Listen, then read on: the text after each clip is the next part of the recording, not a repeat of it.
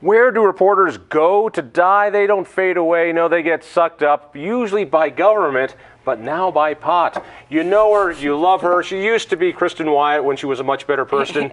Now, what is it now? Nichols? Nichols. That's awful. No, it's way up the alphabet from WY.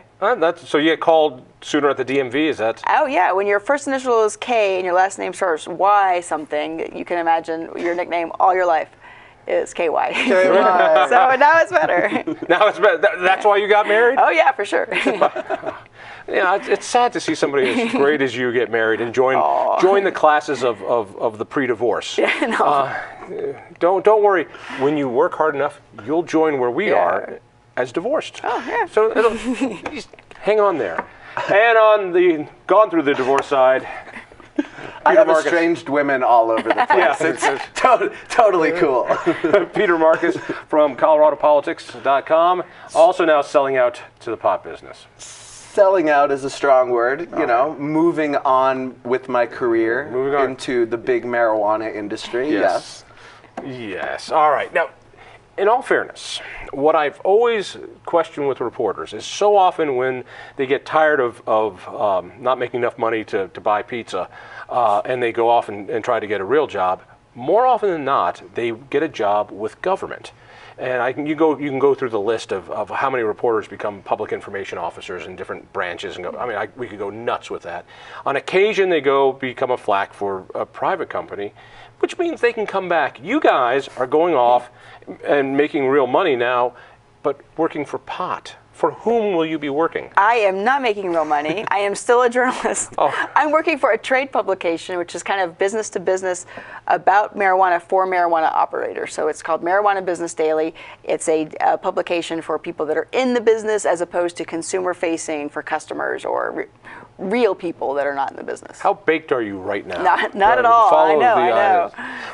So why would you take this job to be a reporter on this? There's got to be a pay raise. Because you work for the AP, there has got to be a pay raise. No. So, no. or did you just marry Moneybags so much you don't need to worry about this? No. It is marijuana. I think whatever you think about it is a gateway drug to getting out of politics. It's an escape route. I've been in state legislatures for a long, long time, and no, it was an opportunity to do something different. I've been in state houses for so long. I think the driving nail to me was realizing that we're not too far away from congressional redistricting and reapportionment, which would be my third round, which it comes around every 10 years, and it starts to feel like, how long can I possibly be doing this, So really, you just wanted to change. I just wanted to change, to cover something different. You understand that the chances, if you wanted to get back after working for a marijuana publication and you want to get back to respectable journalism, that would be tougher now. So isn't this like a real break? It's a definite difference. But talking this with is what we call a divorce. You'll understand about this soon enough. No, I think there's so much uncertainty in the media world wherever you are. If you're at a big legacy newspaper like the Denver Post, the New York Times, the biggest shops in the world, there's not much certainty there either. So it's like a chance to learn something new. You didn't do it for the money. Because only a real hack would do it for the money. I also did not do it for the money. Oh, you are a flack now, are you not? Let me explain. No. You are now a flack now. Let me explain myself. I also wanted to change like Kristen did. I actually wasn't looking for a job, to be perfectly honest. I think that I have one of the most stable jobs in journalism right now in Colorado at ColoradoPolitics.com. They're growing. We are breaking stories left and right. They're actually paying competitive salaries. It really was less to do with the money and more that I was presented an opportunity and I needed a kick in the butt. I just wanted something different. You do this, it's like Kristen said, you cover the Capitol. I'm doing this a decade now. I'm covering politics. A decade! Oh my God, that's so long, a decade! We know how old you are, John. So like for me, this is a relative thing, right? But a decade of politics, the same stuff. Half of your life. You know how many issues come up over and over again? It's the same thing that we end up talking about, the same thing we end up writing about. We sometimes joke, sometimes I'm going to take my story from last year and just change the date. You know, you have to have a passion every day to wake up and want to cover the legislature. So it was your passion for pot. It was your passion You have to want to pot break stories. that did this. You have to want to scoop the Denver Post every day of your life. It gets exhausting at times. So you wanted And the I wanted a passion of change. marijuana. I see people are very Riding that train. I see people are very passionate about marijuana. That's Speaking of riding that chain, Casey Jones, you'll notice the Terrapin Care Station. So we're keeping with that. All right, so we theme. understand that at least this woman is being faithful to her calling of being a journalist. You're just a mouthpiece for what group is this? Terrapin Care Station, but really they hired me as the communications director. So yeah, that's what I said. So yes, I will be running messaging for them, but much more importantly is I'm going to be working with the industry as a whole as we build bridges to try to come up with universal messaging for the nation as a whole, because this thing ain't stopping and it's going national, and we're just going to help create a message that everyone can understand. Spoken like a true flack, right there. All right, look, this is unusual, though. I mean, do you think this is going to be a growing trend?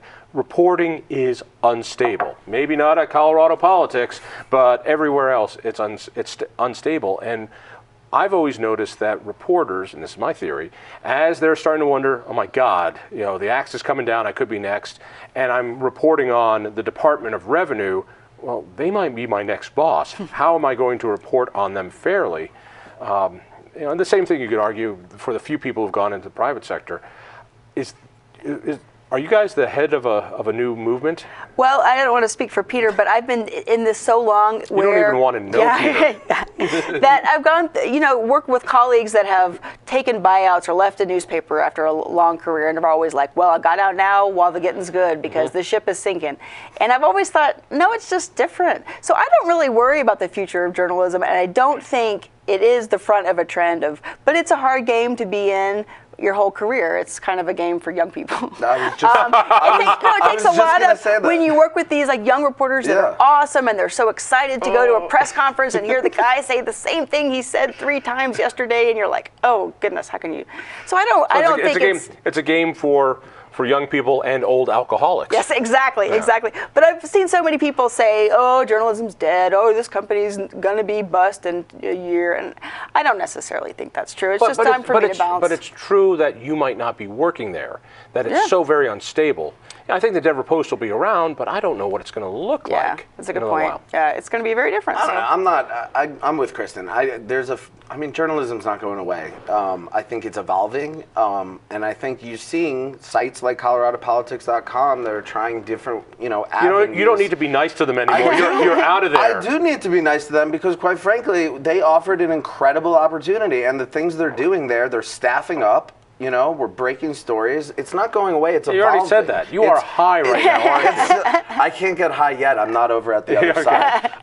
But no, it is. It's evolving right now. Is that, we're seeing like these .coms. It's ColoradoPolitics.com. People are less turning to newspapers, obviously, and they're going online. And so Colorado Politics, I think we just hit 175,000 views. It's growing. It's happening. Yeah, it's all your mother clicking on the refresh. It was all me, baby. It was all me.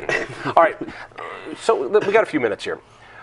Now that you are out of the legitimate business of you're never coming back. You guys smell like weed now. You are toxic. You're not coming back.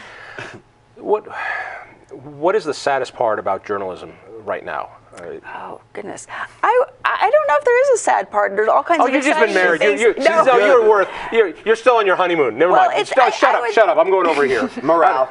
Tell me. Morale. I mean, you have newsrooms that are cutting people left and right. You have less staff and more responsibility. You're told to turn out 2-3 stories a day with short staff. You still need to go through the same ethical standards of writing a quality news story. Sometimes it does feel like somebody's cracking the whip. And so with the morale being down, there's less of that desire to go out and dig up those stories. But also, and I'm just an outsider, but seeing my friends in newspapers, the camaraderie seems to be very different. That it used to be, you're too young to remember this, but it used to be when you'd go to a newsroom, you kind of saw a whole bunch of people buzzing around as if they've got a kinship together. They might not like each other, but they're always bouncing ideas off of each other. And now, journalism is turning to this guy in his home office and that guy in his home office, and they're typing here, and it doesn't have that. It is a little different. However, every election year, and Peter probably feels the same way, every election year, I feel like my whole social media feed is full of former reporters that talk about, oh, they miss being in the newsroom on the exciting election night. And I think, were you ever in a newsroom on election night? It's just yelling and bad pizza and more yelling. And so I do agree that there's no place more depressing. I have to be honest, there's no place more depressing than going to the Denver Press Club and drinking with former reporters that talk about how everything is awful. But I don't think newsrooms are that depressing. No, and the camaraderie you talk about, we worked in this very outside kind of thing. We were not in the newsroom that much. You guys, people should know you're both legislative reporters, so you hang out at the Capitol. We work out of the Capitol, and it's like sometimes, 5 in our office and 5 upstairs. All from different newspapers. From different newspapers. We're all competitors, but that is our camaraderie, is that we go back to the office and we talk about how full of crap the politicians who just fed us things said, and then we, debate it and analyze it, and we come up with stories out of it. So that we were lucky. We had a kinship kind of thing. I think so. Don't let the new husband know that. Kinship. Yeah. Kinship. All right, half a minute left. How big is the pot industry going to get in Colorado? Is it going to get much bigger than what it is? It could be, but it's a very dangerous time, because who knows if California sucks all the capital and jobs away from Colorado. As long as they suck the homeless people back there, that'd be great. Over here? Terrapin's already got 1 of 4 licenses in Pennsylvania. We're in Oregon, so you're going to see more national expansion outside of Colorado. And for those who say we got to put the genie back in the bottle, I'm assuming both of you agree that genie ain't going back in the bottle. So you've got to find a way to mitigate whatever issues you have with it. Let's just say marijuana became more stable than journalism. Thank you, Peter. Congratulations to you. Listen for me on KHOW Radio. Read me in the Denver Post. It's still a newspaper. Check out the Independence Institute at thinkfreedom.com. We'll see you next week.